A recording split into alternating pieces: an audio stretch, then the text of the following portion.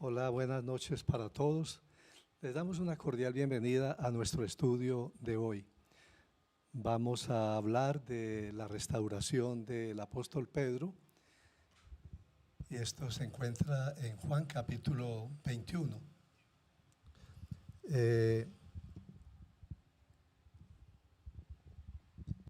Antes de ocuparnos de este tema, pues voy a contextualizar la lección recordando un poco el funesto suceso de la caída de este apóstol.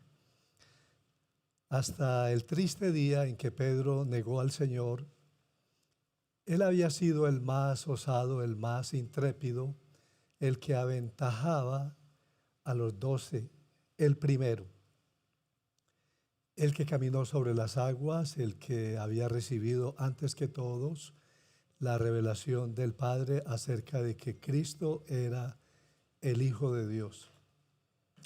Pedro, el que acompañado con Juan había estado en el monte de la transfiguración y había visto la gloria del unigénito del Padre, como dice Juan, lleno de gracia y de verdad. Aquellas gloriosas marcas imborrables se habían hecho carne en su fuerte personalidad. Pero el apóstol no alcanzó a comprender que él era simplemente un vaso frágil en las manos del alfarero. Y llegó el momento de la prueba. El Señor fue apresado y juzgado.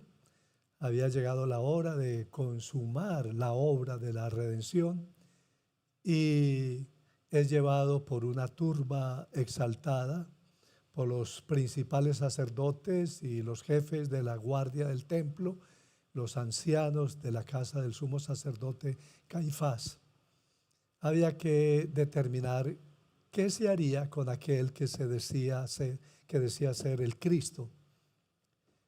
Pedro sigue al Señor Jesús de lejos. Está junto con los siervos y los alguaciles alrededor del fuego que se había encendido en medio del patio. No musita palabra. Es seguro que en su mente aún resuenan las palabras del Maestro de Lucas 23, 31 y 32. Simón, Simón, he aquí Satanás os ha pedido para zarandearos como a trigo, pero yo he rogado por ti que tu fe no falte. También recuerda su respuesta rápida, respuesta que está en el siguiente versículo, en el 33. Señor, estoy dispuesto a ir contigo tanto a la cárcel como a la muerte. Pero una cosa es prometer y otra cumplir. Bien dice la sabiduría, jamás espere muchos de aquellos que prometen demasiado. Es mejor estar sorprendido que decepcionado. Y Mateo 26, del verso 69 al 75, nos dice que una criada al verlo sentado al fuego se fijó en él y dijo, tú también estabas con Jesús de Galilea. Pero él lo negó delante de todos diciendo, no sé de qué estás hablando. Luego salió a la puerta donde otra criada lo vio y dijo a los que estaban allí, este estaba con Jesús de Nazaret. Y lo volvió a negar jurándose, a ese hombre ni lo conozco. Y poco después se acercaron a Pedro los que estaban allí y le dijeron, seguro que es uno de ellos, se te nota por tu acento. Y comenzó a echarse maldiciones y les juró, a ese hombre ni lo conozco. Y en ese instante cantó el gallo. Entonces Pedro se acordó de lo que Jesús había dicho, antes que cante el gallo me negarás 3 veces. Y saliendo de allí lloró amargamente.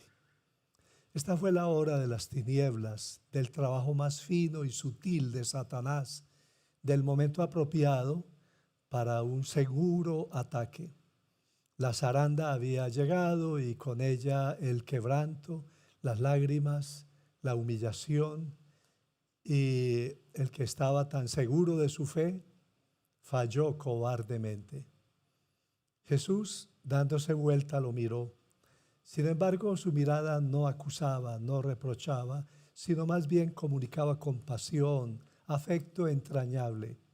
Conocía a aquel Pedro, sabía que podía fallar, pero no había perdido la confianza en aquel discípulo tan especial. Ahora sí, vamos a la manera como el Señor Jesús restauró a Pedro. Este es el relato de la tercera vez que el Señor Jesús se aparece a sus discípulos después de la resurrección. El capítulo 21 de Juan nos narra 3 momentos decisivos: una noche de derrota, la mañana de decisión y un día de dedicación. Entonces vamos a leer el pasaje en estos 3 fracciones. Vamos a ver una noche de derrota, y entonces leemos Juan 21, los primeros 3 versículos. Después de esto, Jesús apareció de nuevo a sus discípulos junto al lago de Tiberíades. Sucedió de esta manera. Estaban juntos Simón Pedro, Tomás, al que le apodaban el gemelo, Natanael, el de Caná de Galilea, los hijos de Zebedeo y otros 2 discípulos. Me voy a pescar, dijo Simón Pedro. Nos vamos contigo, contestaron ellos. Salieron pues de allí y se embarcaron, pero esa noche no pescaron nada. Pedro actuó sin pensar cuando se volvió a pescar. Lo había dejado todo para seguir a Cristo. Curiosamente, el día en que Jesús lo llamó a ser pescador de hombres, ocurrió algo similar a lo que vemos aquí cuando lo va a restituir. Recordemos el pasaje de Lucas capítulo 5 del verso 1 al 11 que ya comentamos aquí el mes pasado. Vamos a ver este acontecimiento de la pesca milagrosa cuando el Señor llama a Pedro y a otros de sus compañeros para que le sigan y se conviertan en pescadores de hombres. Un día estaba Jesús a orillas del lago de Genesaret y la gente lo apretujaba para escuchar el mensaje de Dios. Entonces vio 2 barcas que los pescadores habían dejado en la playa mientras lavaban las redes. Subió a una de las barcas que pertenecía a Simón y le pidió que la alejara un poco de la orilla. Luego se sentó y enseñaba a la gente desde la barca. Cuando acabó de hablar, le dijo a Simón: lleva la barca hacia las aguas más profundas y echen allí las redes para pescar. Maestro, hemos estado trabajando duro toda la noche y no hemos pescado nada, le contestó Simón. Pero como tú me lo mandas, echaré las redes. Así lo hicieron y recogieron una cantidad tan grande de peces que las redes se les rompían. Entonces llamaron por señas a sus compañeros de las otras barcas para que los ayudaran. Ellos se acercaron y llenaron tanto las 2 barcas que comenzaron a hundirse. Al ver esto, Simón Pedro cayó de rodillas delante de Jesús y le dijo: apártate de mí, Señor, soy un pecador. Es que él y todos sus compañeros estaban asombrados ante la pesca que habían hecho, como también lo estaba Jacobo y Juan, hijos de Zebedeo, que eran socios de Simón. No temas, desde ahora serás pescador de hombres, le dijo Jesús a Simón. Así que llevaron las barcas a tierra y dejándolo todo siguieron a Jesús. Noten la frase con que termina este relato: dejándolo todo siguieron a Jesús. Y ahora, después de la caída, Pedro volvía a su antigua vida. Todo en esta escena habla de derrota. Había oscuridad, no tenían palabra directa del Señor, no reconocieron a Cristo cuando se les apareció. Sus grandes esfuerzos solo resultaron en fracaso. Con su precipitada decisión, Pedro hizo que otros 6 hombres se desubicaran. Qué trágica es una mala influencia, un mal testimonio. Necesitamos tener presente que Dios nos bendice solamente cuando permanecemos en Cristo y obedecemos la palabra, pues el Señor Jesús dijo en Juan 15:5, sin mí nada podéis hacer. Demasiados cristianos entran en actividades bien intencionadas, pero antibíblicas, para desperdiciar tiempo, dinero y energía en nada. Cuidémonos de la impaciencia. Es mejor esperar que el Señor nos dé dirección y permitirle que nos bendiga antes que meternos en actividades inútiles. El segundo momento que nos narra Juan, capítulo 21, lo podríamos titular La mañana de la decisión. Entonces vamos a continuar la lectura en Juan 21, verso 4 al 17. Al despuntar el alba, Jesús se hizo presente en la orilla, pero los discípulos no se dieron cuenta de que era Él. Muchachos, ¿no tienen algo de comer?, les preguntó Jesús. No, respondieron ellos. Tiren la red a la derecha de la barca y pescarán algo. Así lo hicieron, y era tal la cantidad de pescados que ya no podían sacar la red. Es el Señor, dijo a Pedro, el discípulo a quien Jesús amaba. Tan pronto como Simón Pedro le oyó decir, es el Señor, se puso la ropa, pues estaba semidesnudo, y se tiró al agua. Los otros discípulos lo siguieron en la barca, arrastrando la red llena de pescados, pues estaban a escasos 100 metros de la orilla. Al desembarcar, vieron unas brasas con un pescado encima y un pan. Traigan algunos de los pescados que acaban de sacar, les dijo Jesús. Simón Pedro subió a bordo y arrastró hasta la orilla la red, la cual estaba llena de pescados de buen tamaño. Eran 153, pero a pesar de ser tantos, la red no se rompió. Vengan a desayunar, les dijo Jesús. Ninguno de los discípulos se atrevía a preguntarle, ¿quién eres tú?, porque sabían que era el Señor. Jesús se acercó, tomó el pan y se lo dio a ellos, e hizo lo mismo con el pescado. Esta fue la tercera vez que Jesús se apareció a sus discípulos después de haber resucitado.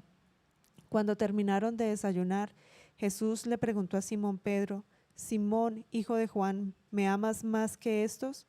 Sí, Señor, tú sabes que te quiero, contestó Pedro. Apacienta a mis corderos, le dijo Jesús. Y volvió a preguntarle, Simón, hijo de Juan, ¿me amas? Sí, Señor, tú sabes que te quiero.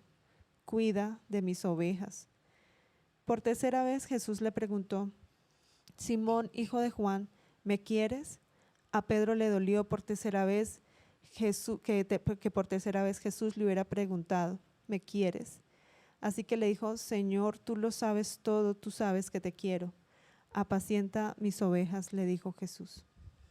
Qué maravilla. Cuando Cristo aparece en la escena, la luz del entendimiento, de la confianza, de la esperanza, empieza a brillar. Les instruye desde la orilla y ellos atraparon una gran cantidad de peces. Unos pocos minutos de trabajo con Cristo en control logrará más que toda una noche de esfuerzos carnales. Vale la pena que comparemos este milagro de la pesca milagrosa con el del principio de la carrera de Pedro, que ya leímos en Lucas 5. El milagro de Lucas 5 pues sigue a una noche de fracaso. No se da el número exacto de peces que atraparon. Las redes empezaron a romperse. Cristo les dio instrucciones desde el barco. Pero el milagro de Juan 21 pues también sigue a una noche de fracaso. Ahí sí se contaron 153 pescados. La red no se rompió. Y Cristo les dio instrucciones desde la orilla. Algunos ven en estas escenas, en Lucas 5, un cuadro de la iglesia de hoy, y en Lucas 21 ven la iglesia ya al final de este periodo de gracia, cuando Cristo regrese. Hoy estamos echando la red del Evangelio, pero con frecuencia nuestras redes se rompen, nos parece que fracasamos y no sabemos cuántas almas en realidad se ganan. Pero cuando Cristo vuelva, se sabrá exactamente el número y ninguno se perderá. En la actualidad hay muchos barcos y pescadores trabajando, pero cuando Cristo regrese veremos a una sola iglesia y todos los redimidos lanzando la única red del Evangelio. Hay varios milagros en el capítulo 21 de Juan, pues aparte del el de la pesca. Pedro recibió una fuerza milagrosa al levantar una red que 7 hombres juntos no podían con ella. No sé si notaron que en el verso, al finalizar el verso 6, dice, y era tal la cantidad de pescados que ya no podían sacar la red. Pero en el verso 11 dice que subió Simón Pedro y sacó la red a tierra llena de grandes peces, 153, y aún siendo tantos la red no se rompió. El hecho de que la red no se rompiera es asombroso. Sin duda que fue también un milagro que se suplieran las brasas y el desayuno con pan incluido. La escena entera estaba creada para despertar la conciencia de Pedro. La nueva pesca milagrosa le recordó de su decisión pasada de dejarlo todo y seguir a Cristo.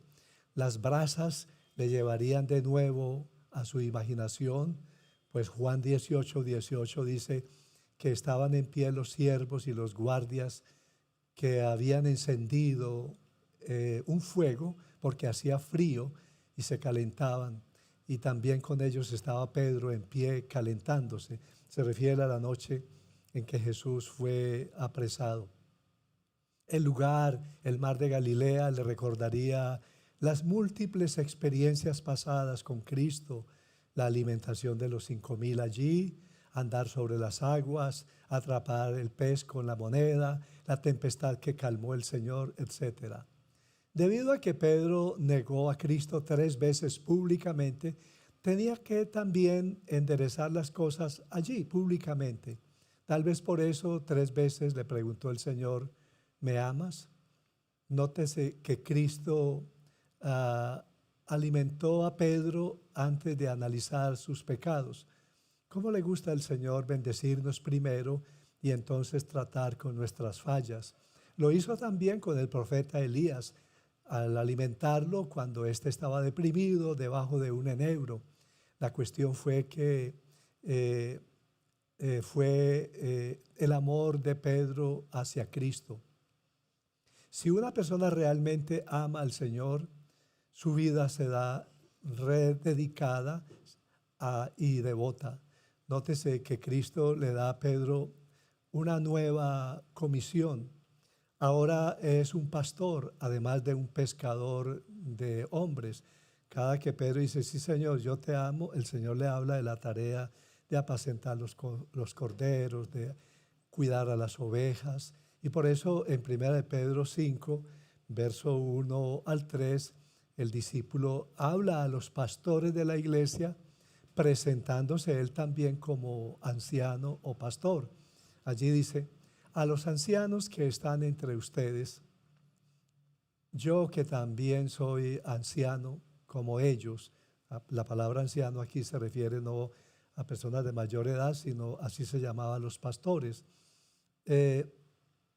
Testigo de los sufrimientos de Cristo y partícipe con ellos de la gloria que se ha de revelar, les ruego esto, cuiden como pastores el rebaño de Dios que está a su cargo, no por obligación ni por ambición de dinero, sino con afán de servir como Dios quiere. No sean tiranos con los que están a su cuidado, sino sean ejemplos para el rebaño. O sea, Pedro es ahora el pastor de los corderos y ovejas y las alimenta con la palabra de Dios. Se espera que todos los cristianos sean pescadores de hombres, ganadores de almas, pero a algunos hemos sido llamados al ministerio especial de pastorear el rebaño. De aquí que pues esto lo ha dispuesto el Señor, porque ¿de qué sirve ganar a los perdidos si no hay una iglesia donde reciban alimentación y cuidado? El tercer momento que nos narra Juan, capítulo 21, lo podríamos titular un día de dedicación. Vamos a leer el resto del pasaje, Juan capítulo 21, verso 18 al 23, donde el Señor Jesús le dice a Pedro lo siguiente.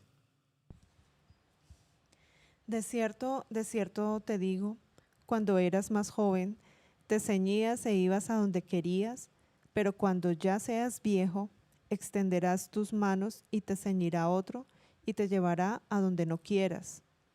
Esto dijo, dando a entender con qué muerte había de glorificar a Dios, y dicho esto, añadió, sígueme.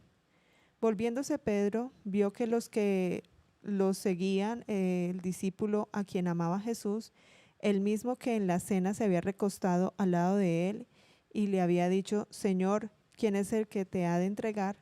Cuando Pedro lo vio, dijo a Jesús, Señor, ¿y qué de éste? Jesús le dijo, si quiero que él quede hasta que yo vuelva, ¿qué a ti? Sígueme tú. Se extendió entonces entre los hermanos el rumor de que aquel discípulo no moriría. Pero Jesús no le dijo que no moriría, sino, si quiero que él quede hasta que yo vuelva, ¿qué a ti? Hay una gran diferencia entre la condición de hijos, ser salvos, y el discipulado, seguir al Señor en el servicio. No todos los cristianos son discípulos. Cuando Pedro pecó, no perdió su condición de hijo, pero se alejó del discipulado, del servicio. Por esta razón Cristo le repitió su llamamiento, sígueme. Cristo también enfrenta a Pedro con la cruz, con el sufrimiento, indicando que Pedro mismo un día sería crucificado. Pedro era muy consciente de esto.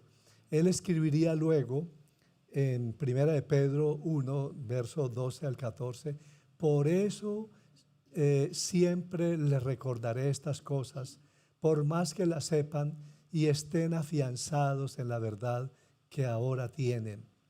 Además, considero que tengo la obligación de refrescarle la memoria mientras viva en esta habitación pasajera que es mi cuerpo, porque sé que dentro de poco tendré que abandonarlo, según me lo ha manifestado nuestro Señor Jesucristo. Antes de que podamos seguir a Cristo, debemos tomar nuestra cruz. Cuando recordamos que Pedro anteriormente trató de impedirle a Cristo que fuera a la cruz, este mandamiento de seguir la cruz cobra un nuevo significado. Ya para finalizar, Pedro comete un error trágico. Retira de nuevo sus ojos del Señor y empieza a mirar a otros, en este caso a Juan. Si vamos a seguir a Cristo, debemos mantener nuestros ojos fijos nada más que en Él, como enseña Hebreos 12:2, que dice, fijemos la mirada en Jesús, el iniciador y perfeccionador de nuestra fe, quien por el gozo que le esperaba soportó la cruz, menospreciando la vergüenza que ella significaba, y ahora está sentado a la derecha del trono de Dios. No es asunto nuestro cómo el Señor Jesús lidia con sus otros obreros. Nuestra responsabilidad es seguir a Cristo y obedecerle. Hay algo del pasaje que nosotros no entendamos. Bueno, vamos a comenzar esta sección. Yo tengo muchas preguntas que son de esas preguntas que no tienen respuesta, ¿no? ¿Por qué siempre el Señor indicaba que había que tirar la red siempre a la derecha, ¿no? Tanto en la primera como en la segunda pesca milagrosa, ¿no? ¿Cómo se metieron los peces dentro de la red? Claro, cómo desarrolló Pedro una gran fuerza. Bueno, la otra, ¿por qué no reconocieron al Señor? Bueno, eso lo explicamos en el pasaje anterior de los caminantes a Emaús, que pues el Señor a propósito se ocultaba su identidad para darles como la libertad de que se expresaran.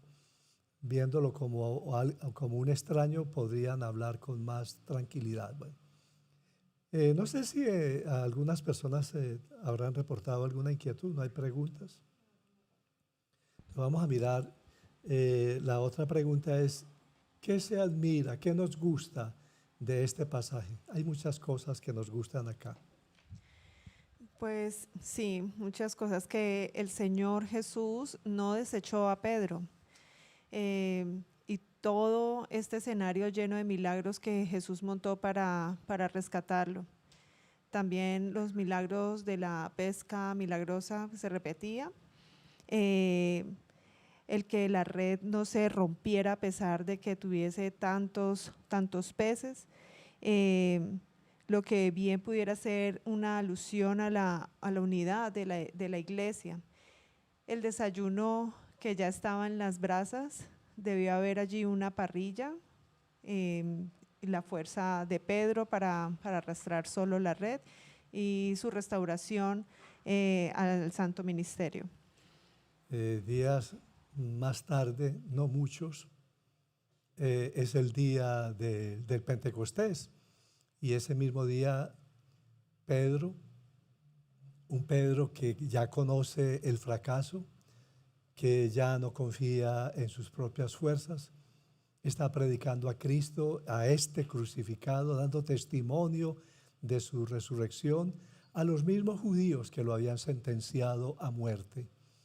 Que es admirable que ya el apóstol Pedro hubiera retomado sus objetivos y estuviera tan inspirado, tan lleno de Dios después de haber tenido semejante fracaso. ¿Qué más nos gusta del pasaje?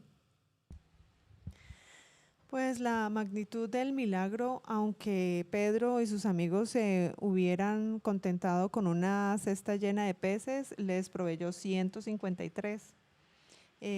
La reverencia de Pedro al cubrirse y que Pedro se hubiera restaurado, que es otro de las cosas que más nos gusta del pasaje. Si Pedro no se hubiera encontrado con Cristo ahí en ese lugar que relata Juan capítulo 21, no hubiera confesado allí su pecado y afirmado su amor a Cristo, no hubiéramos leído nuevamente de él en Hechos 2, donde Dios pudo usar a Pedro más tarde debido a que pues, él arregló sus cuentas con el Señor.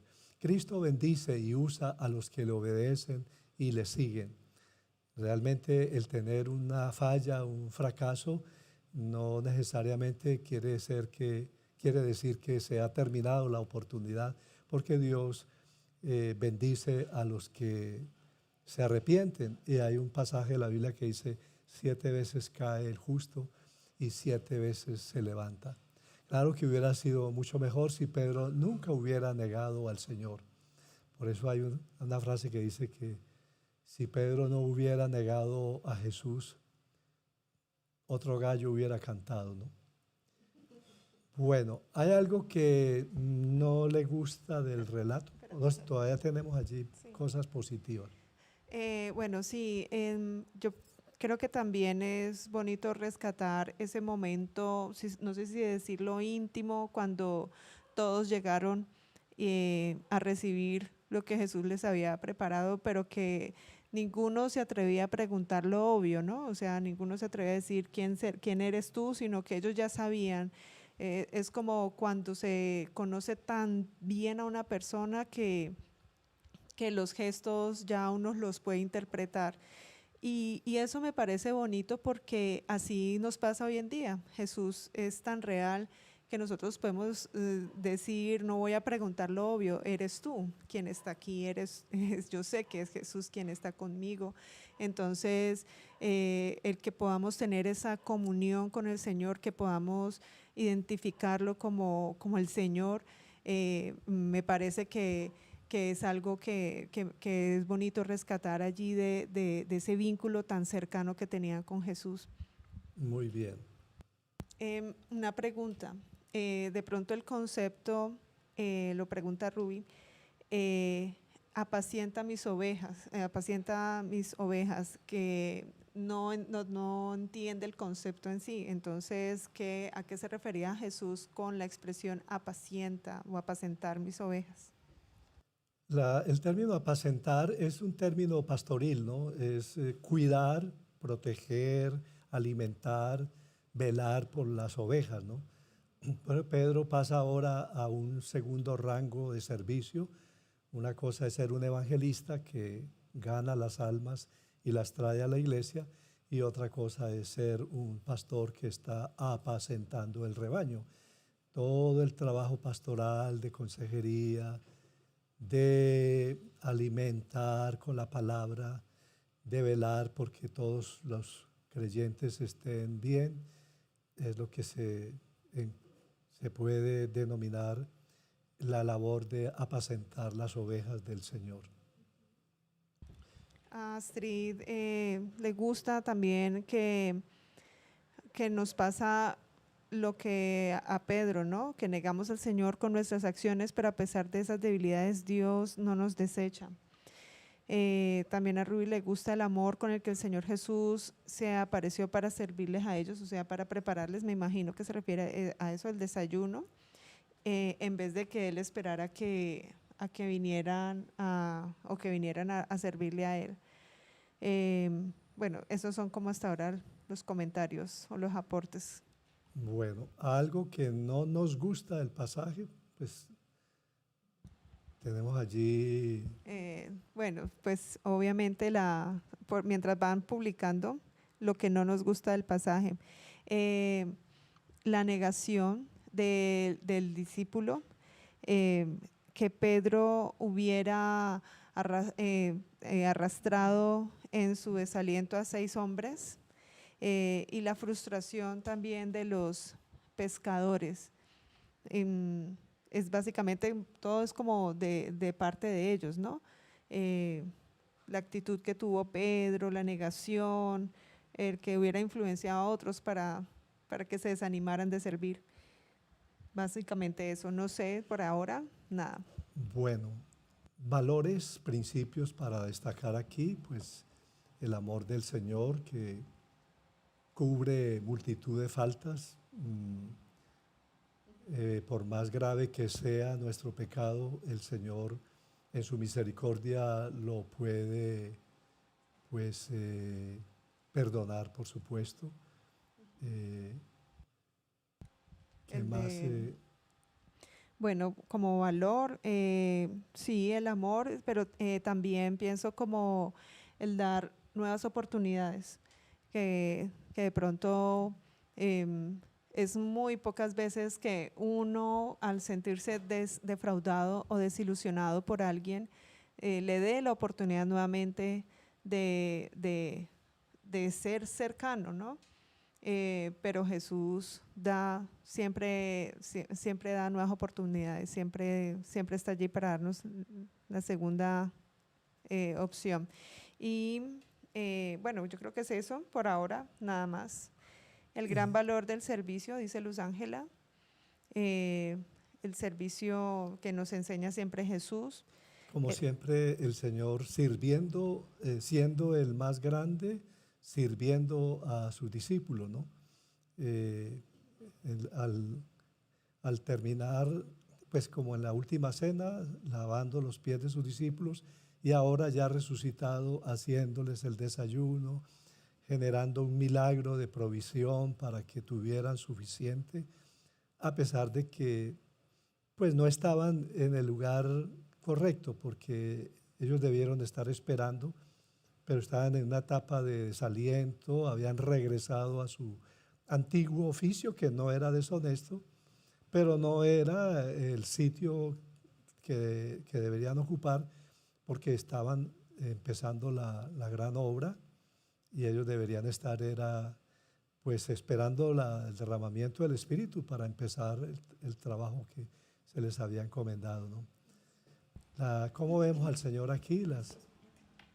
Bueno, también rescatan el valor, Astrid, el valor de la presencia del Señor en la cotidianidad, la humildad también. Rubí aporta allí como el valor de la humildad. Bueno, y Luz Ángel allí nos aporta unos textos que es mejor dar que recibir, que eso es lo que nos enseña el Señor. Hasta ahora, como los valores que hemos rescatado de este pasaje.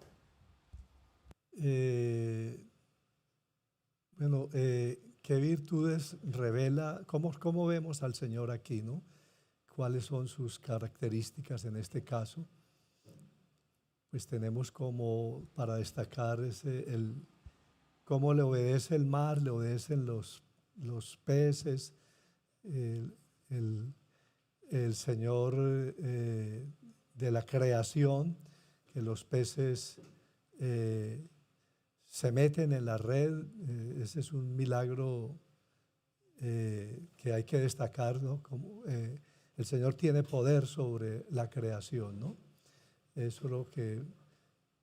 Y por supuesto su cuidado de nuestras necesidades materiales, porque Él tiene cuidado de proveerles el alimento. Esa es una característica del Señor. Bueno, ¿qué hacer en respuesta a este pasaje?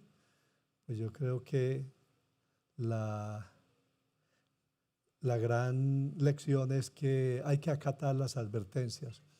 El Señor le había dicho a Pedro que debería estar prevenido, en guardia, porque iba a ser zarandeado. Esa es tal vez una de las preguntas que se nos pasó y que tampoco es fácil contestarla. ¿Por qué permite el Señor que el diablo se meta con nuestra vida y nos ponga esos apuros, nos meta en esos apuros? Eso es algo que no entendemos. ¿Por qué se le da el permiso, no? Porque el Señor le dice a Pedro, el diablo os ha pedido para zarandearos. Pero no dice el Señor, yo les negué ese permiso porque nada les puede hacer el enemigo, no se puede meter con ustedes. No, el Señor permite que el enemigo de alguna manera también esté como calibrando nuestra fe. Así fue con el caso de Job. Más bien dice el Señor, yo he rogado para que vuestra fe no falle. El ejemplo negativo para evitar en este pasaje, pues no es atender las advertencias y no preocuparnos por el trato que Dios le dé a otros, porque Pedro está allí preguntando por qué va a pasar con Juan, y no, cada persona tiene una historia individual y nosotros debemos hacer la tarea que nos ha encomendado el Señor y no preocuparnos si a aquel le van a dar más privilegios, si va a tener una vida más larga, si va a tener mejor posición. Eso no nos interesa, ¿no? Y tampoco hay que desanimar a otros que vienen con nosotros en el camino, ¿no? Cuando Pedro se fue a pescar dio un mal ejemplo y no sé por qué el mal ejemplo se pega. Estas personitas se fueron detrás de Pedro, abandonando también la misión que el Señor les había entregado. Bueno, si no hay más comentarios, nos disponemos a hacer la oración. Pues ya como para finalizar, pues caía en cuenta mientras hablabas, que a mí me parece muy bonito que el Señor, cuando confronta a Pedro, si tú me amas, apacienta mis ovejas, después de que el Señor Jesús se sintió traicionado por él le entrega lo que para el Señor Jesús es lo más valioso, su rebaño. Y de hecho fue por lo cual él vino a morir, o sea, por su pueblo, por esas ovejas. Entonces me parece bonito cómo el Señor nos delega lo que para Él es tan precioso. O sea, nosotros que ya hemos sido alcanzados por Él y que hemos entendido y que ahora somos sus discípulos, Él nos está entregando lo que Él más ama y que son esas almas, esas ovejas, ese rebaño.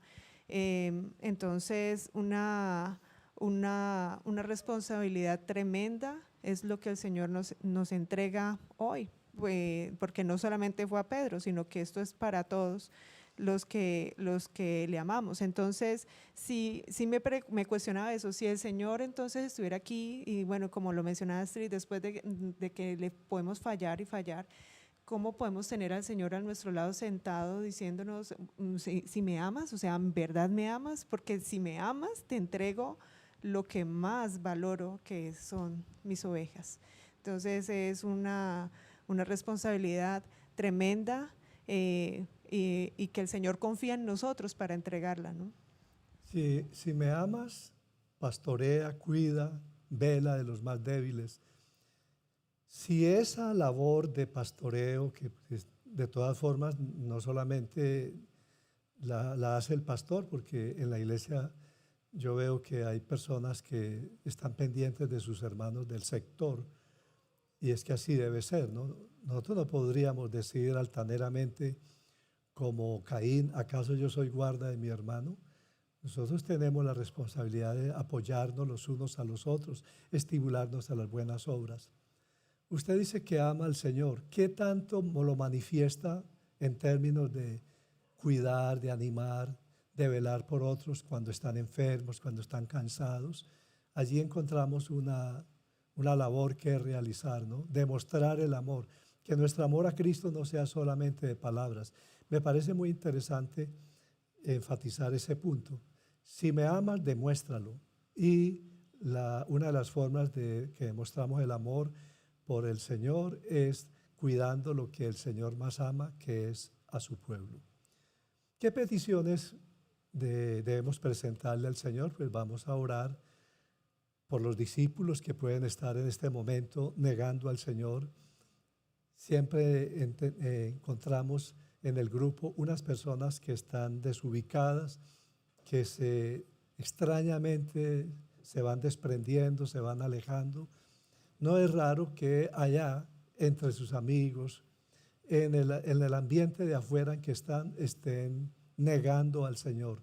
Ya no son tan fieles, y por eso pues queremos orar por aquellos que están indecisos.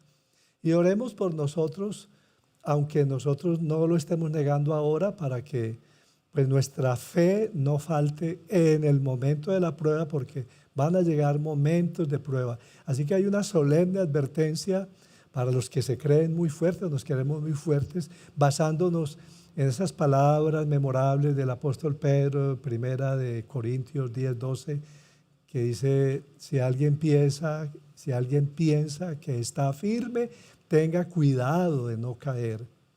No interesa el nivel espiritual que hayamos alcanzado, debemos cuidarnos. Los ángeles cayeron en el cielo, Adán cayó en el paraíso, Pedro cayó en la presencia de Cristo, ¿no? La vasija de barro se echó a perder en las manos del alfarero. Un hecho desconcertante. El fuerte que se descuida se puede ir al suelo con todo y su poder y su experiencia. Y qué difícil resulta a veces detener ese curso vertiginoso hacia la desgracia total. Es fácil detenerse cuando uno va de subida, pero muy difícil hacerlo cuando va en bajada. La caída de Pedro no fue algo instantáneo, sino gradual. Un roble no cae de un solo hachazo. Una caída espiritual no es un accidente, es el resultado de un mal que se va desarrollando gradualmente. Antes de que Pedro negara al Señor, sucedieron 5 cosas. Pedro le perdió miedo al peligro, despreció la advertencia del Señor, despreció la oración. Todos de alguna manera despreciaron la oración, porque el Señor dijo, vengan y oren conmigo, y lo dejaron solo. Después el Señor les dijo, no han podido orar conmigo siquiera una hora. Otra falla de Pedro es que seguía al Señor de lejos, y finalmente pues se asoció, se metió en la fogata con los enemigos del Señor. Tal vez nunca usted escuche el gallo cantar, tal vez el episodio cambie de escenario, que la zaranda sea diferente, y que en su interior sepa que usted también, pues eso es importante, sepa que puede fallar. Así que prosiga, no retroceda. Eso sí, el maestro ha rogado que su fe no falte. Entonces vamos a hacer una oración básicamente acerca de la renovación. Es cuando necesitamos un nuevo comienzo. Recuerden una frase de Efesios 2:22, este no lo tenemos en la pantalla, pero dice en Efesios 2:22 al 24, dice: desháganse de su vieja naturaleza pecaminosa y de su antigua manera de vivir, que está corrompida por la sensualidad y el engaño. En cambio, dejen que el Espíritu los renueve, que les renueve los pensamientos y las actitudes. Pónganse la nueva naturaleza creada para ser a semejanza de Dios, quien es verdaderamente justo y santo. Así que vamos a orar. Padre nuestro, tu palabra dice claramente que restaurarás cualquier corazón que busque un nuevo comienzo. Eso es lo que deseo. Anhelo volver a ti, dejar atrás el pecado que me ha hecho caer. Así que te pido que perdones mi pecado. Señor, sé que si no lo confieso, si no confieso mi pecado, esto envenenará todo lo que haga. Agradezco que tu perdón no dependa de la magnitud de mi pecado, sino de la magnitud de tu amor. El único pecado que no cubre tu amor incondicional y tu perdón es esa actitud de rechazo hostil que evita que alguien acepte tu perdón, que evita que alguien se humille y se arrepienta. Tú no impones tu amor sobre nadie, pero tu comprensión está disponible para quien te busca. Que nunca rechaces, Señor, tu amor. Señor, por favor, suaviza mi corazón, moldéalo y prepárame para la renovación que solo tu Espíritu puede darme. Esto lo pedimos, Señor, en Cristo Jesús. Amén. Bueno, cuídense mucho, no olviden, hay unas frases como para poner un poquito de encanto para terminar esta sesión. No olviden que más vale mascarilla en boca que toser a la loca. Y no olviden que aunque la mona se vista de seda, en la casa se queda este fin de semana porque ya nos confinaron otra vez. No podemos tener la reunión en la luna, pero a las 9:30 empezaremos la transmisión desde aquí, desde nuestra casa. Tranquilos. No hay cuarentena que dure 100 años ni cuerpo que lo resista. Lo grave es que cuando estamos encerrados, pues todos los caminos conducen a la nevera. Y a mal tiempo, entonces buena casa. Más vale viejito encerrado que pronto enterrado. Y mucho cuidado, no se confíe, caras vemos, asintomáticos no. Y por favor, pónganse bien ese tapabocas. Algunos parece que están imponiendo la moda del tapabocas descaderado. No, señor, eso así no funciona. Póngalo bien, cuídense mucho.